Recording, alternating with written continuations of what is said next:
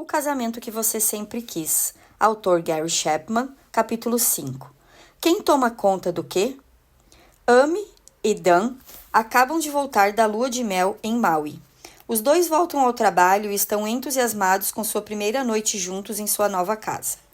Amy chega meia hora antes de Dan e, depois de verificar a secretária eletrônica e a correspondência, decide dar início aos preparativos para o jantar. O primeiro depois de casados.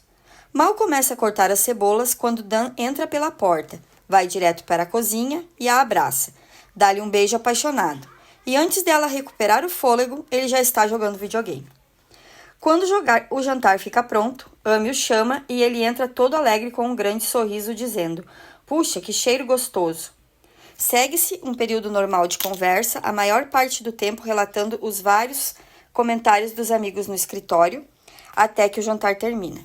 Dan pede então licença e corre para assistir ao jogo de basquete na televisão, enquanto Amy tira a mesa e lava os pratos.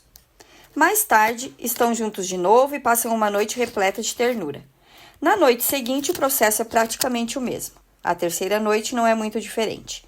A esta altura, Amy já está olhando feio para Dan, que conversa despreocupada com o irmão ao telefone sobre as chances de seu time naquele ano. Quando ele desliga, ela está preparada e dispara suas reclamações. Dan fica espantado. O que ele fez de errado? Mas você gosta de cozinhar? Diz. Sempre disse isso. Cozinhava para mim durante o tempo de namoro. O que Dan não lembra é que sua mãe, uma dona de casa em tempo integral, sempre assumiu a cozinha e tudo mais dentro de casa, enquanto o pai se refugiava em seu escritório. O que Amy não diz é que, em sua juventude, o pai, um ilustrador que trabalhava em casa, dividia muitas tarefas domésticas com a mãe, uma gerente de vendas. Nem ela, nem Dan poderiam verbalizar completamente suas expectativas. Era simplesmente o que tinham observado enquanto cresciam. Por isso, cada um levava consigo a suposição que aquela era a maneira certa de fazer as coisas. Amy e Dan estão demonstrando o que acontece na maioria dos lares em algum momento durante os 3 primeiros meses do casamento, quando o casal se dá conta de que nunca teve a mesma opinião sobre essa pergunta tão importante: como dividir as tarefas. Até mesmo no mundo de hoje, em algum momento, alguém precisa fazer a limpeza para alguém. Alguém tem de certificar-se de que o aluguel seja pago. Em nome da ordem, a vida flui melhor se cada cônjuge se responsabilizar por certas tarefas, em vez de viver renegociando. Esta semana eu faço as compras no supermercado se você pagar as contas. A tendência das gerações anteriores era de dividir responsabilidades de maneira muito conservadora, mas à medida que as mulheres passaram a fazer parte da força de trabalho em número cada vez maior e conforme as perspectivas sociais mudaram, a imagem do pai lendo o jornal enquanto a mãe passa o aspirador sobre seus pés desapareceu junto com a TV preto e branco. Classificação de algumas suposições. Ainda hoje, a maioria de nós leva certas suposições à mesa do casamento. Homens consertam aparelhos, matam baratas, fazem churrasco e lidam com qualquer coisa ligada a carros ou lixo. Mulheres, trabalhem ou não, mantêm a casa bonita, arrumam a cozinha e verificam se há sabonete no banheiro, além de tomar a decisão final sobre a decoração. As mulheres também se ocupam dos horários da família, tratam dos compromissos sociais e sabem onde os filhos devem estar e quando. Como então classificar essas suposições? Muitos conflitos poderiam ser eliminados se fosse reservado algum tempo antes do casamento para discutir e concordar sobre as responsabilidades. Em geral, o problema não é a incapacidade de concordar a respeito delas, mas a omissão em discutir o assunto. Até casais experientes poderiam ser beneficiados se fizessem uma análise periódica, avaliando se o seu modo de dividir as tarefas está funcionando, ou se uma determinada tarefa deve realmente ser feita. Vamos voltar antes à nossa ideia de unidade no casamento e à intenção de Deus. Equipe Adão e Eva. No princípio, Deus deu a Adão e Eva um objetivo. Deus os abençoou e lhes disse: sejam férteis e multipliquem-se, encham e subjuguem a terra, dominem sobre os peixes do mar, as aves do céu e sobre todos os animais que se movem pela terra. Gênesis capítulo 1, versículo 28. Marido e mulher tinham trabalho a fazer. Eles foram chamados por Deus para se reproduzir e subjugar, ou dominar, a terra com todas as criaturas. Ambos deveriam participar da realização do objetivo, mas obviamente não podiam ambos desempenhar o mesmo papel. A mulher deveria ser aquela que conceberia os filhos mas neste processo o homem desempenharia um papel vital. O padrão de Deus é unidade. É sempre o plano de Deus que marido e mulher trabalhem como uma equipe. O nascimento físico exige tal trabalho conjunto e é um modelo para todos os aspectos da vida. Assim como a reprodução exige a cooperação de marido e mulher, cada um desempenhando um papel diferente, mas necessário, e ambos trabalhando juntos como unidade. Em todas as outras áreas, o padrão deve ser o mesmo. Responsabilidades diversas, unidades de propósito.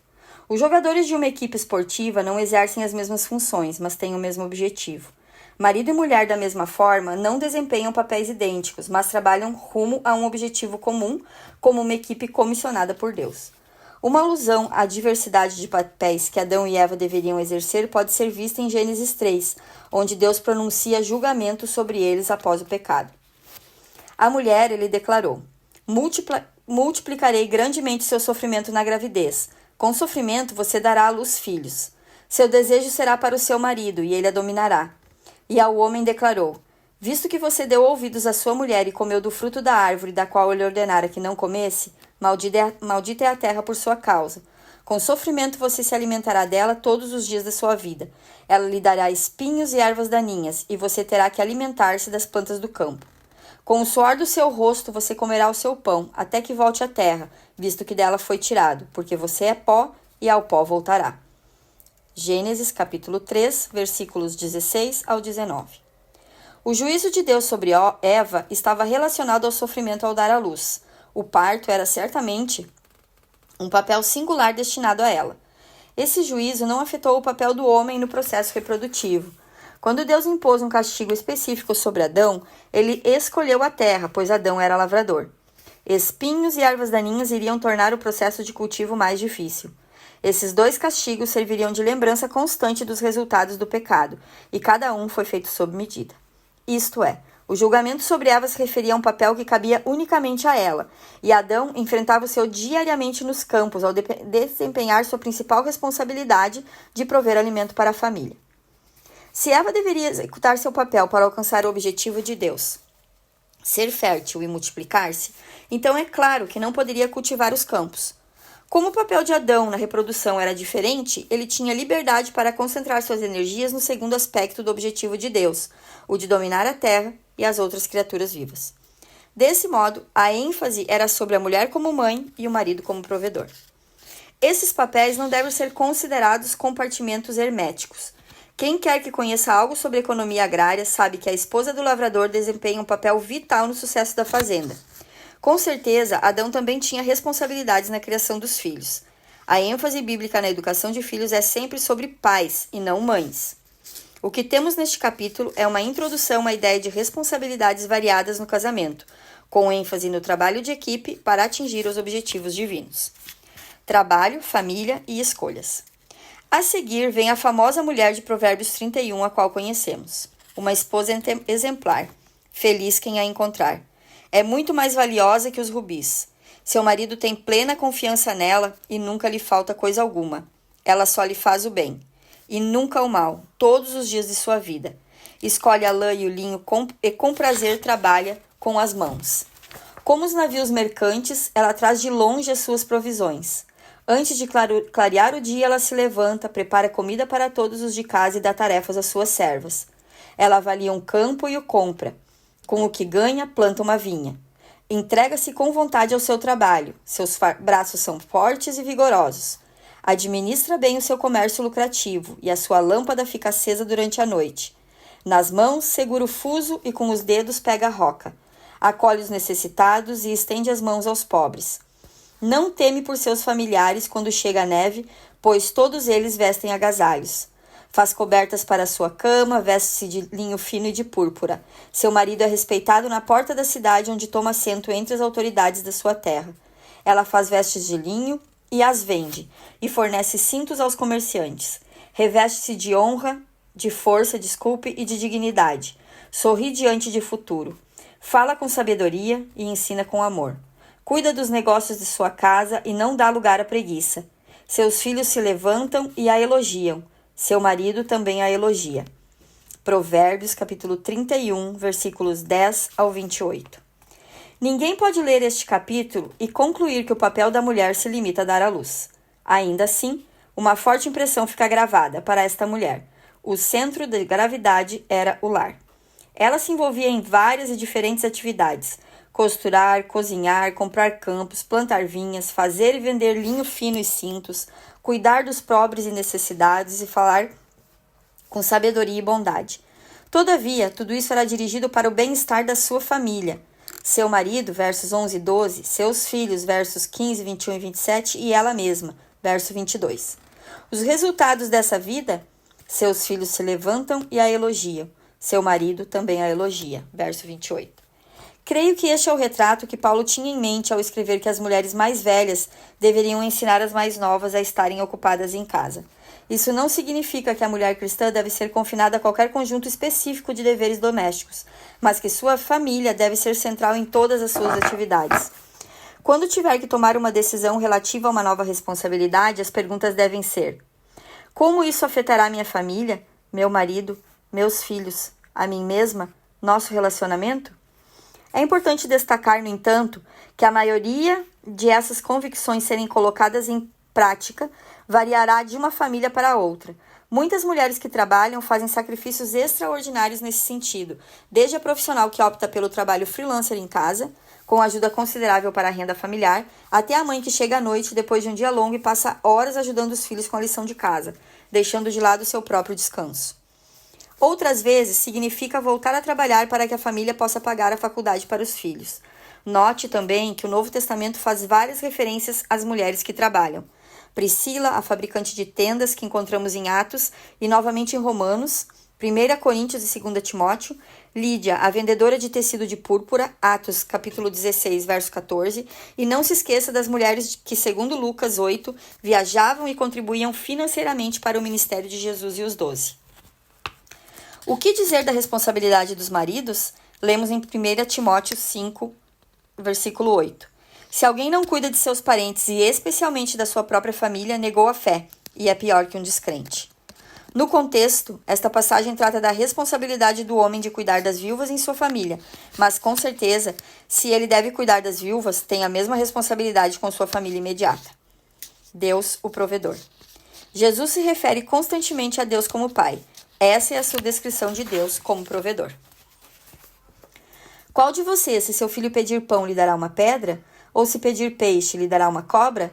Se vocês, apesar de serem maus, sabem dar coisas boas aos seus filhos, quanto mais o Pai de vocês que está nos céus dará coisas boas aos que lhe pedirem. Se você quisesse descrever o papel de Deus como Pai em uma palavra, qual palavra escolheria? Eu escolheria provedor.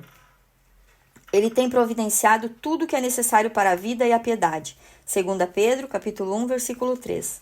Ele não apenas concedeu vida, como também a sustenta e satisfaz com as nossas necessidades. Isso não significa que a esposa não tome iniciativa e assuma responsabilidades no provimento da família. Provérbios 31 rechaça essa ideia. Marido e esposa formam uma equipe e trabalham juntos.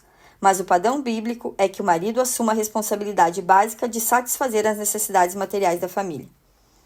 Esposas que trabalham, pais que se envolvem.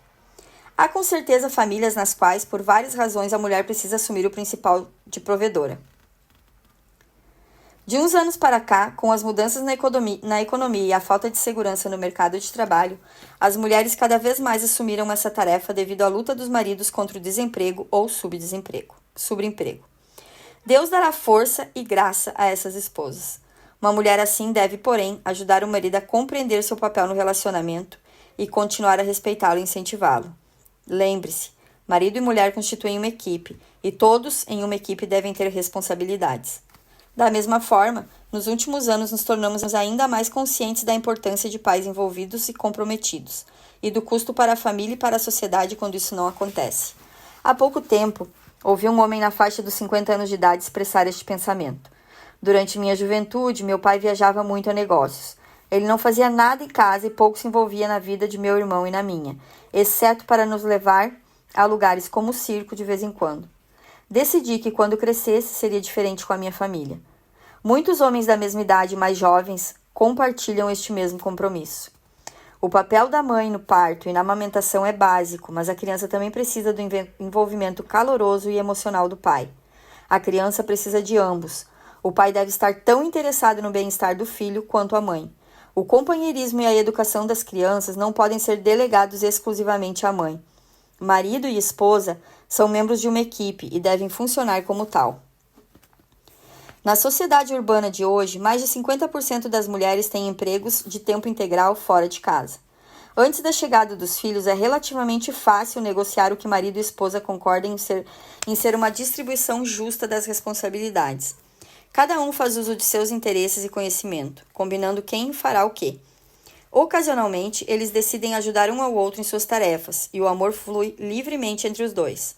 Contudo, quando nascem os filhos, a dinâmica muda completamente. Em primeiro lugar, eles exigem cuidado intensivo, a não ser nas horas em que estão dormindo. Precisam de supervisão constante. Cada estágio da infância traz áreas adicionais de responsabilidade para os pais. Como ajustar todas essas responsabilidades naquele esquema tão bem elaborado que havíamos estabelecido antes da chegada deles? A realidade é que não conseguimos. Os filhos exigem um novo contrato de responsabilidade. É hora de voltar à mesa e renegociar um arranjo justo e equitativo que permitirá a ambos funcionar como uma equipe, utilizando suas forças para realizar as tarefas que os dois desejam. Ser bons pais, assim como manter um casamento saudável. Em busca do equilíbrio. Há pouco tempo passei algum tempo com John e Ellen, que estão no fim da casa dos 30 e têm 3 filhos. Ele é médico e ela enfermeira, embora só trabalhe meio período desde o nascimento do primeiro filho. Perguntei-lhes: como vocês dois negociaram a responsabilidade de cuidar das crianças e da casa? Às vezes achamos que não fizemos um bom trabalho, respondeu ele sorrindo. Estamos nos saindo muito melhor agora do que quando tínhamos só um filho, disse Ellen. Eu planejava voltar a trabalhar em tempo integral quando o bebê fizesse 3 meses, mas, para ser sincera, simplesmente não conseguia sair de casa e deixar meu filhinho todas as manhãs.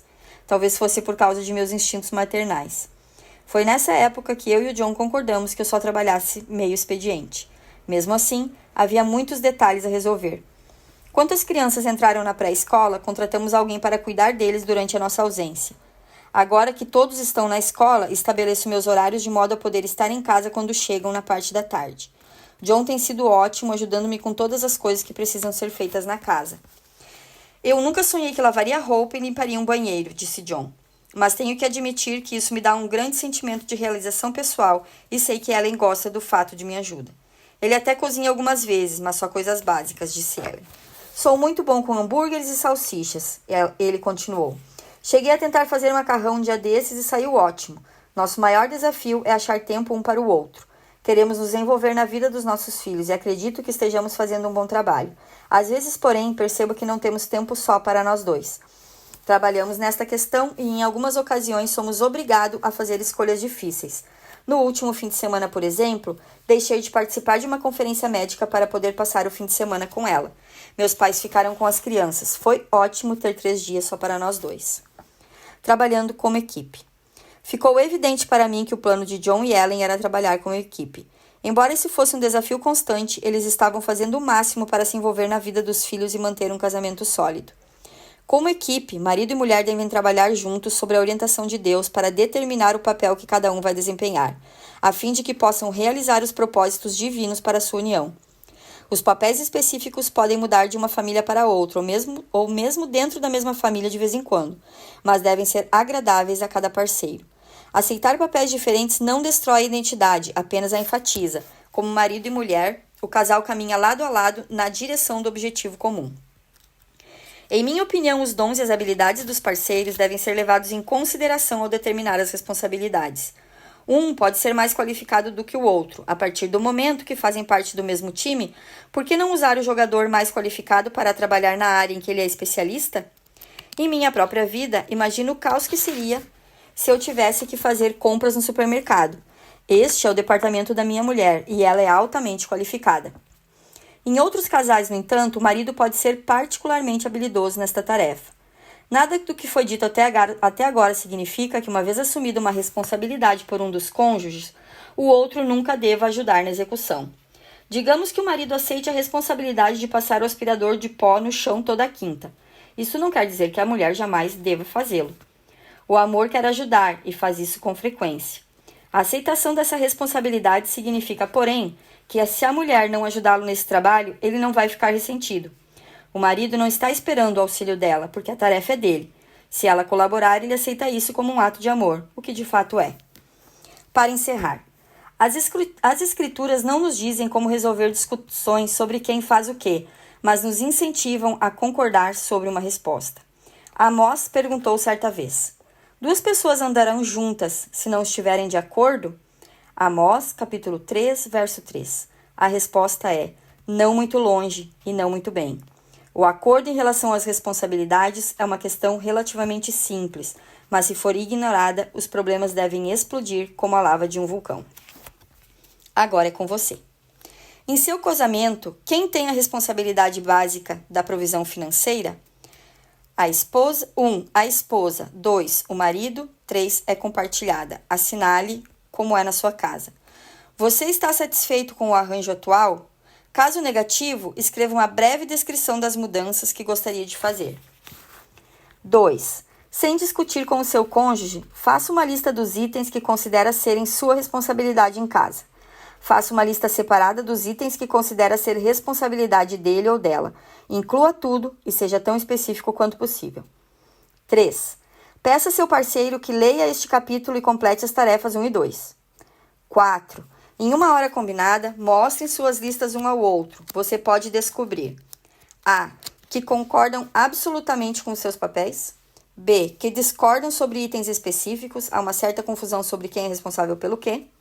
C. Que concordam sobre poucas coisas, o que significa que esta é uma área onde existe um conflito real. 5. O que quer que descubram, usem este tempo para discutir e avaliar seus papéis. O que você está fazendo que, a seu ver, seu cônjuge seria mais qualificado para executar? Ele estaria disposto a aceitar esta responsabilidade? Permita que ele experimente a tarefa durante um mês. 6. Não ache que as responsabilidades são intocáveis. Se surgir conflito sobre os papéis, está na hora de discutir e avaliar.